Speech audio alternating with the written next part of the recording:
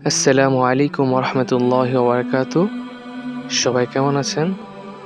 আশা করি আল্লাহর রহমতে ভালো আছেন। আর আপনাদের দোয়ায় আমিও খুব ভালো আছি।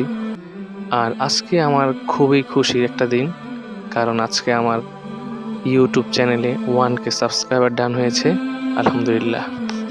সো সবাই দোয়া করবেন যেন আরও সামনে এগিয়ে যেতে পারি।